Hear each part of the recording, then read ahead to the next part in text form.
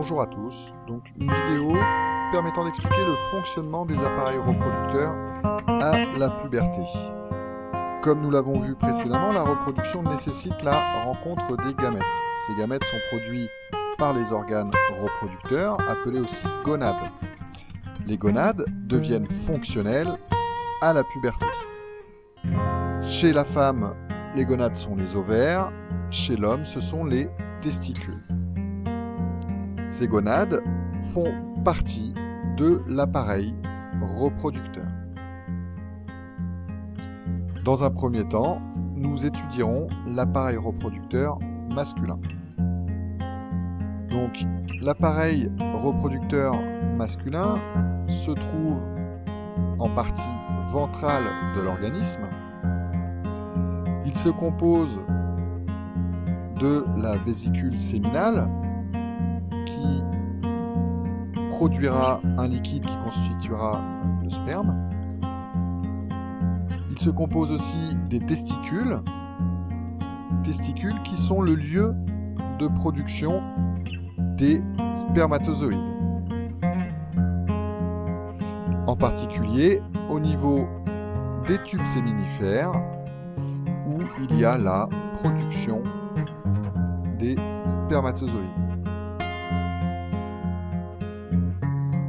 Donc ces testicules sont protégés par une peau qu'on appelle bourse ou scrotum.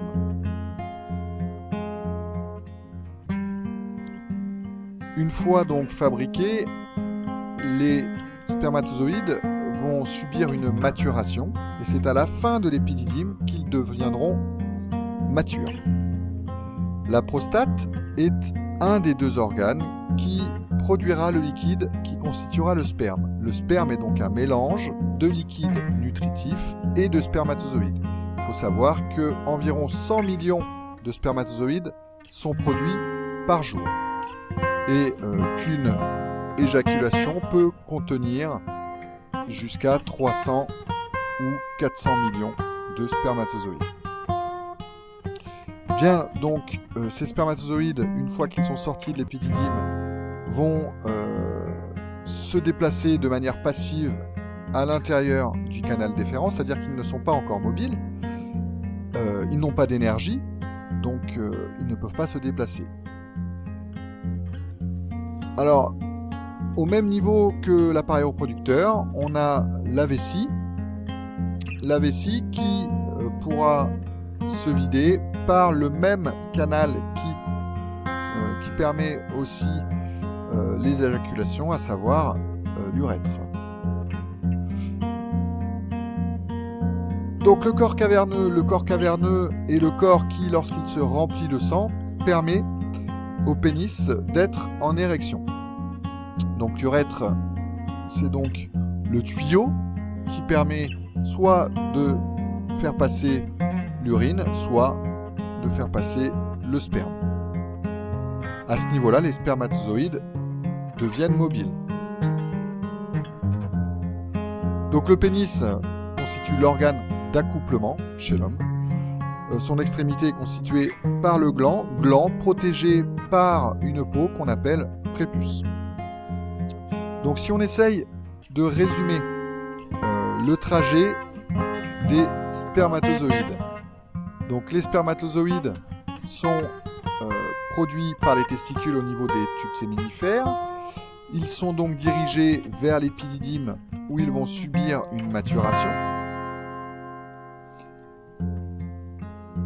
Ensuite, ils vont, de manière passive, comme on l'a dit tout à l'heure, être dirigés à l'intérieur du canal déférent.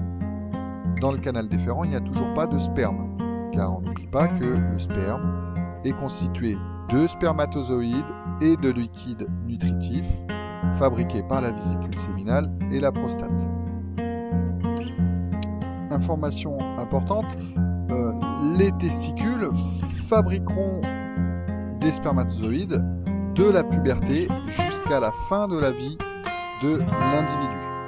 Donc on le voit bien, donc spermatozoïdes produits par les testicules, maturation dans l'épididyme, transport de manière passive à l'intérieur du canal déférent. Là, on a toujours que des spermatozoïdes. À ce niveau-là, la vésicule séminale et la prostate libèrent donc le liquide nutritif. Là, maintenant, on est dans l'urètre avec le sperme, constitué donc de millions de spermatozoïdes et de ce liquide nutritif. Voilà, donc vous savez à peu près tout sur le fonctionnement de l'appareil reproducteur chez l'homme.